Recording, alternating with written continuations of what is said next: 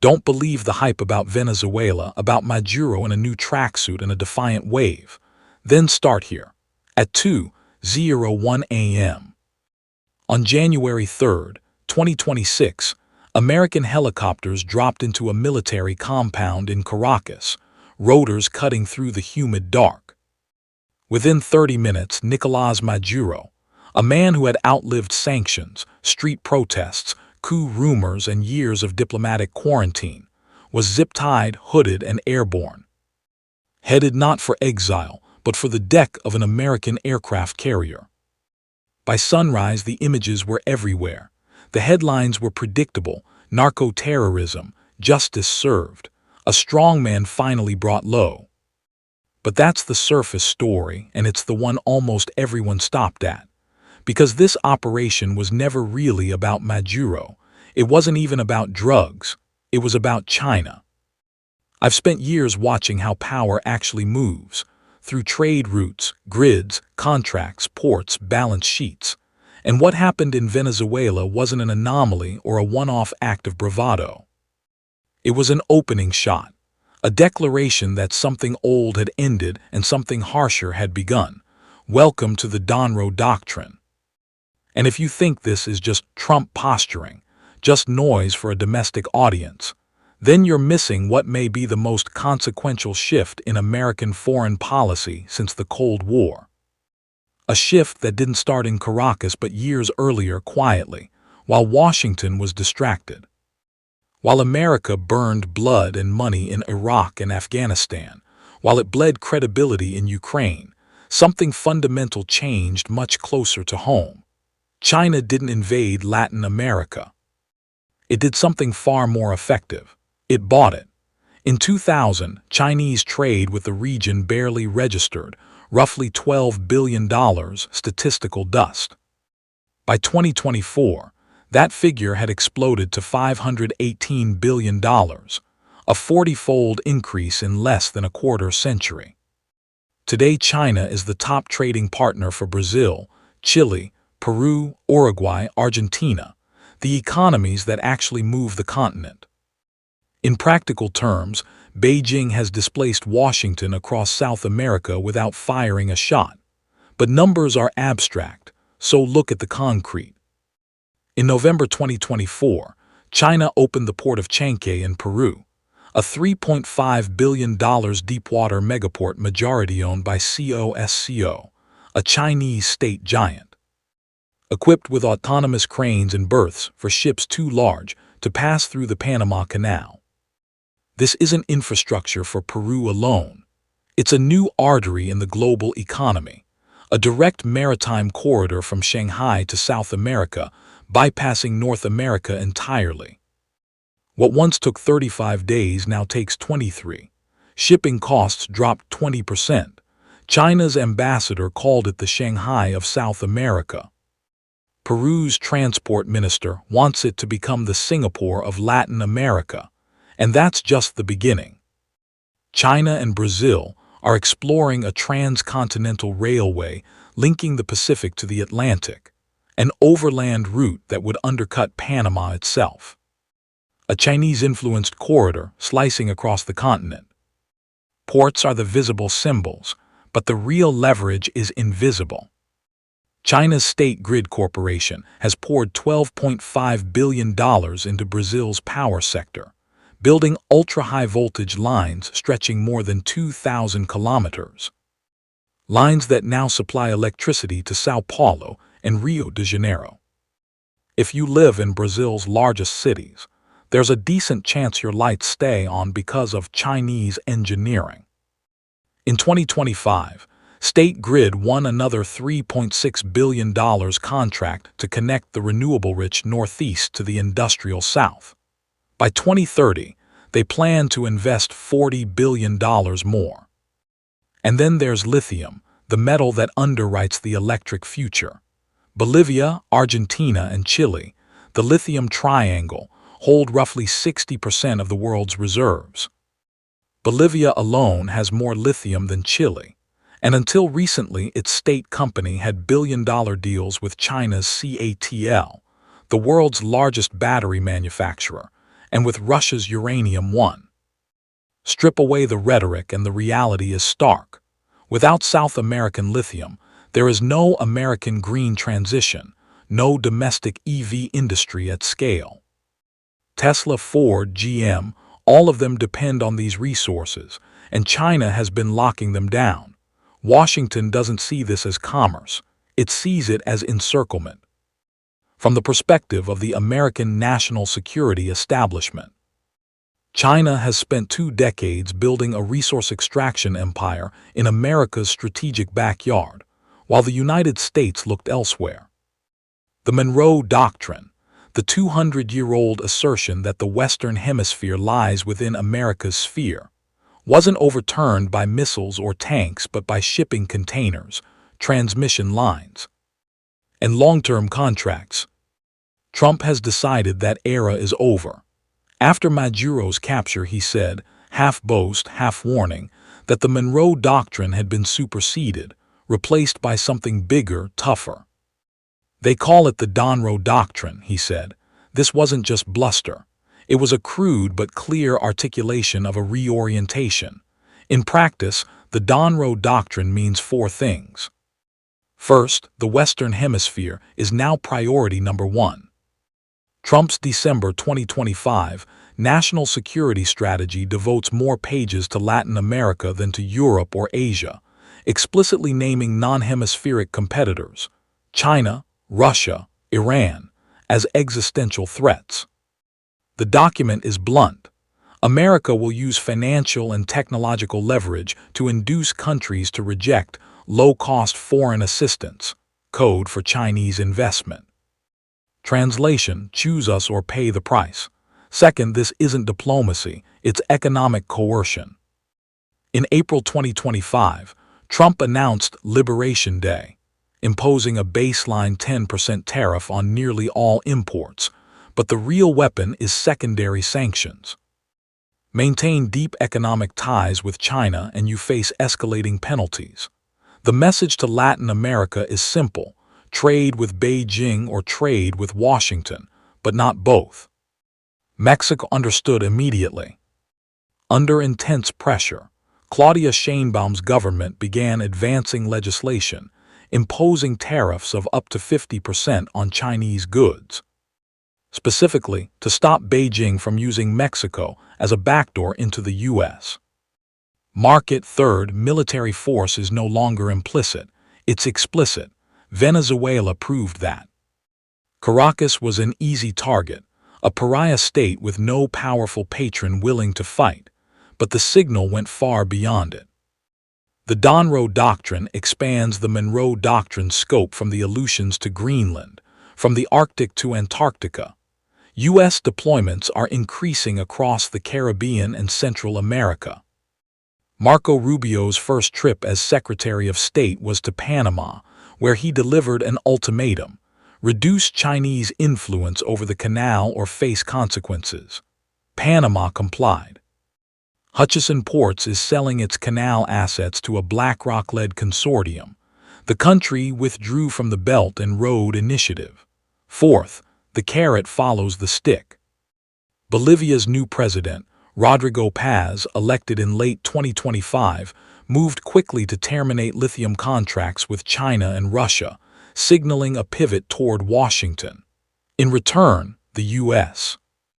is offering IMF credit, IDB financing, technology transfers. Argentina's Javier Milei has become Trump's closest ally in the region, so eager that when Trump threatened Panama, Milei openly supported U.S. control of the canal, refusing to sign regional statements defending Panamanian sovereignty. The hemisphere is being sorted, friend or foe, dollar or yuan. This is where the pressure builds. Mexico is the front line. It's not just America's largest trading partner, it's the linchpin of Chinese supply chain circumvention. Chinese firms have built shell operations there, importing components and re-exporting finished goods under USMCA exemptions. That agreement comes up for renegotiation in 2026, and Trump is demanding more than trade fixes.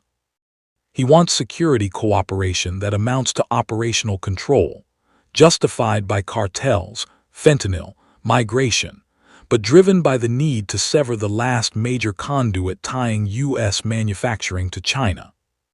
If Mexico resists, remember Trump's threat to designate cartels as terrorist organizations. That wouldn't be symbolic. It would create legal authority for U.S. military operations inside Mexico, consent or not. Brazil is harder. It's the world's 9th largest economy, an agricultural and energy giant, a BRICS founder. Lula has made it clear he won't choose sides.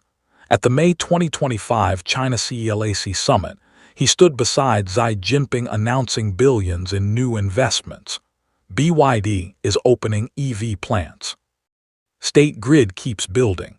But Brazil also hosts American capital, relies on U.S. markets, maintains military ties with Washington.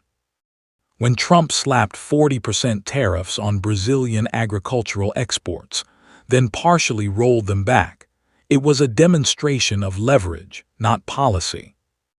The question is whether Brazil can sustain autonomy when both superpowers demand allegiance. Few notice Argentina's southern edge. Ushuaia hosts the only deepwater port capable of supporting Antarctic operations. China is expanding its Antarctic footprint, and the December 2025 U.S. strategy explicitly extends the Monroe Doctrine southward to the ice. Under Milei, Argentina aligns with Washington, but governments change. If Chinese investment in Patagonian ports becomes irresistible, the confrontation shifts to the coldest frontier on Earth. Then there's Nicaragua, the wild card. In November 2024, Daniel Ortega revived plans for a Nicaraguan interoceanic canal, 445 kilometers long, dwarfing Panama, pitched directly to Chinese financiers as a route for megaships beyond U.S. control. The cost, $50 to $80 billion, means only a state could build it. If Panama becomes untenable under U.S. pressure, Beijing has a backup sketched out and waiting. Which raises the question, why doesn't China just leave? Because it can't. China's economy runs on exports and on imported raw materials. Brazilian iron ore, Chilean copper, Bolivian lithium, Venezuelan oil, these are existential inputs. If the U.S. forces Latin America to choose and the region largely chooses Washington, China faces slow-motion resource strangulation. Beijing won't accept that. It will push back. Hours after the Venezuela operation, China launched military exercises simulating blockades of Taiwan's ports. The message was clear. If you use force to secure your interests, so can we. This is the escalation trap. America asserts dominance at home. China responds in its neighborhood. Each move justifies the next. This isn't 1962 with a single missile crisis to negotiate away.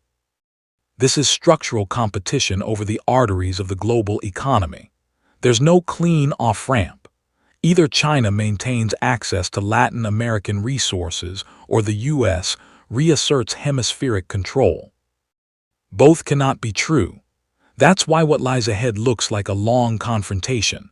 Economic warfare, infrastructure races, proxy politics, coups and counter-coups, a cold war in America's backyard.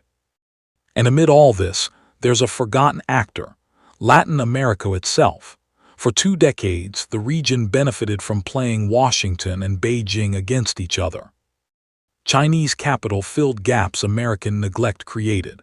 That era is ending. The Monroe Doctrine is forcing a choice, and Venezuela showed what happens when Washington decides you chose wrong. Maduro sits in a Manhattan jail cell while American officials discuss his country's future. Others are watching. Panama folded. Bolivia pivoted. Argentina embraced. But Brazil will resist. Mexico's nationalism runs deep. Cuba and Nicaragua are ideologically committed to defiance. When immovable objects meet irresistible forces, history tells us who pays the price. In the Cold War, the battlegrounds weren't Washington or Moscow, but Korea, Vietnam, Central America. Latin America is about to relearn what it means to be the field where giants collide. The Monroe Doctrine isn't just policy. It's a declaration that neutrality is over, that multi-alignment is finished, that geography is destiny again. America is back home, and it's angry. The open question is whether the region can chart its own path, or whether the path has already been imposed. Whether the next decade brings partnership or domination, development or devastation. For now, the pressure mounts. Ultimatums multiply, and leaders from Mexico City to Buenos Aires calculate not what is right, but what is survivable. China built its Latin American strategy on the assumption that trade would be insulated from geopolitics, that sovereignty and law would hold. Venezuela shattered that assumption. The restraint is gone, the rules have changed, the game has changed, and caught between two giants, Latin America will bear the consequences. The Monroe Doctrine assumes America can win, that economic pressure and force can unwind 20 years of Chinese integration. But what if that assumption is wrong? China isn't static. In May 2025, Xi Jinping hosted the 4th China-CELAC Forum, announced a $9 billion credit line, signed new trade deals with Ecuador and Nicaragua, welcomed Colombia into Belt and Road. Chinese exports to Latin America rose even as exports to the U.S. fell. Beijing adapts. And here's the uncomfortable truth. For many in the region, China offers something America doesn't: investment without lectures, infrastructure without ultimatums. The U.S. has trade agreements, but where are the American ports, the American railways, the American power lines? America offered ideology. China poured concrete. That's the vulnerability at the heart of the Monroe Doctrine. It's trying to win through coercion what it lost through neglect. Some countries will comply, others will hedge. Some will choose China, not out of love for Beijing but out of resentment toward Washington. History is full of hegemonies that overreached. America's dominance in the hemisphere is being challenged in a way it hasn't faced since 1962. How it responds will shape the century. The Monroe Doctrine is one answer: force, pressure, ultimatums. It may work, or it may harden resistance, accelerate the very shift it seeks to stop. If it fails, it won't be remembered as a restoration of American power, but as the moment the old order finally cracked, when the shadow of empire returned. And the continent beneath it had to choose how, and for whom it would fall.